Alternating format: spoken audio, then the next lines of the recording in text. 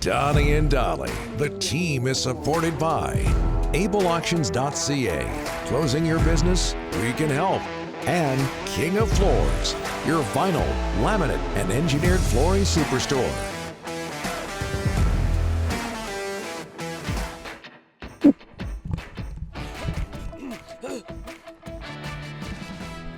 Thanks for that, Rick. It's good to know your throat is clear. Just ahead of Jeff Paterson, all of our guests today on this Wednesday, sponsored by the O's marketing team at Royal LePage. So happy to have them aboard. The go-to source for all your Central Vancouver Island real estate needs. Find out more at wearerealestate.com as we bring in Jeff Paterson. Thanks for doing this. How are you, sir?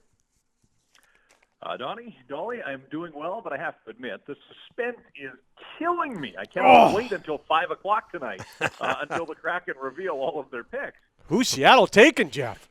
Do you understand the people who are maybe, I just assume they're older, who are a little upset that all the Kraken information is leaked out? Is one of them Gary Bettman? I would imagine so. This isn't great for the league if it's trying to build a television production, but hey, we live in the information age, and this is the way it goes, and it's been a banner day for Frank Saravelli, among others.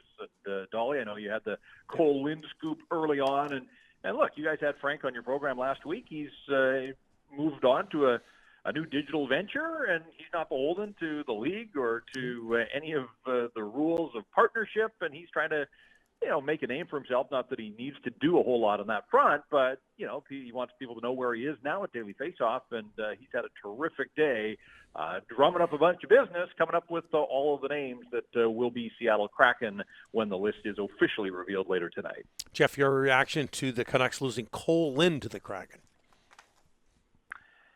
Yeah, I'm not surprised that that's a player that Seattle had some interest in, still relatively young at 22. I think he turns 23 in October, so just as the season is beginning. For me, and look, I am not writing Kole Lind off at all, and I don't think the Canucks were. I think the Canucks wanted Kole Lind to remain part of the organization and, be a player that people would want to go see in Abbotsford, a guy that was knocking on the door to get a shot with the big league club. But let's be honest, in the 7 games that he played, there wasn't much there. There was no offense, not a single point in the 7 games that he got into. Beyond that, though, for me, guys, there's been a lot of talk about how Kole Lind was difficult to play against, that he had a chip on his shoulder and played with a real edge, and we saw none of that. And, sometimes the points, you can't control that necessarily, but you know me, Donnie, would do something to get noticed. This was his chance, his first look at the National Hockey League, and I was a little disappointed that we didn't see him play with that edge. And look, maybe the circumstances post-COVID, maybe they didn't lend themselves to games that had a whole lot of aggression. I know that Jonah Gadjevich got in a scrap in the only game that he played, but I just wanted to see more from Kole Lind, and I get the feeling that Travis Green did as well, because Lind was up for the final 15 games. He only got into 7 of them, and Travis Green kept saying, I'm going to play guys that I think give me the best chance to win. You can sort of read between the lines there that, maybe the coach didn't see as much as he wanted to see from Kole Lind. So he moves on to a second organization.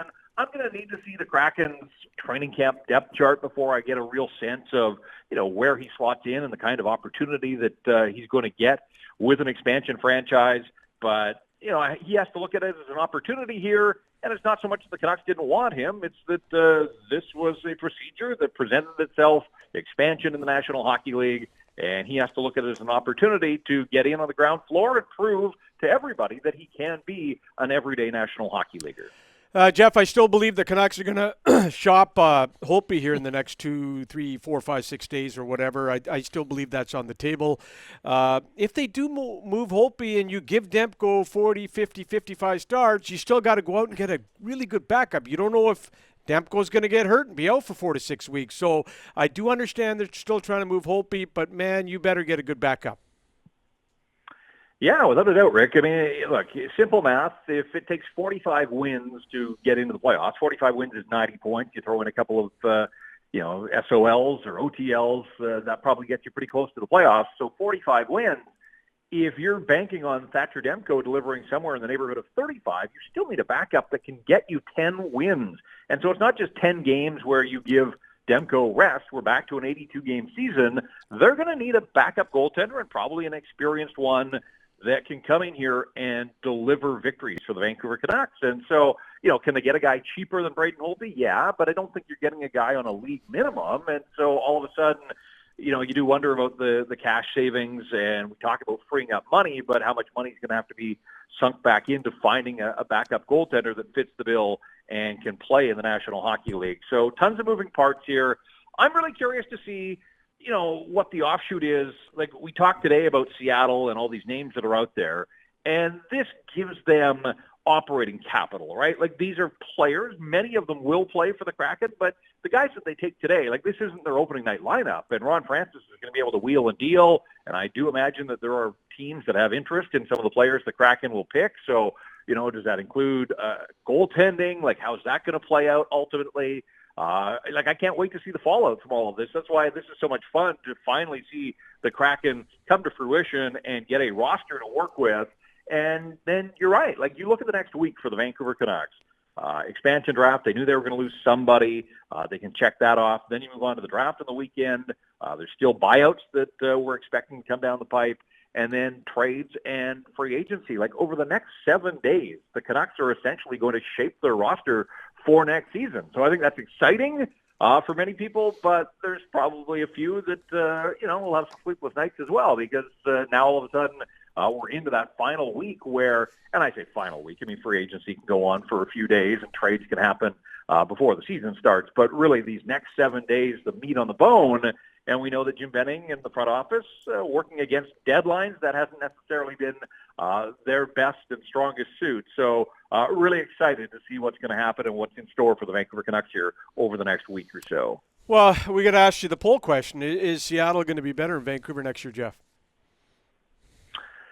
I would say based on, the early returns on the players that we've seen that are out there, yeah. I mean, the National Hockey League wants these expansion teams to hit the ground running. Obviously, Vegas rewrote the book getting to the Stanley Cup final, but the league wants a competitive team. Like, they want a competitive newcomer that's going to be sellable in other cities. You don't want them to be the expansion Washington Capitals, who went 8-67-5 Right. Yep. in their first year in the NHL. 8 wins. Expansion Ottawa had 10 and only 1 on the road. Like, other teams want to feast on these teams, but from a league standpoint, these expansion owners have ponied up the money, and the league wants to deliver a solid product. And so, for me, I look at the defense core right now for Seattle and the names that are attached, and man, what a piece of work I thought to wake up to Adam Larson, 4 years and $4 million for a 28-year-old right side defenseman. Like, Chris Tanev was 31 and got 4 by 4.5. Like, I'm surprised that Larson couldn't command a little bit more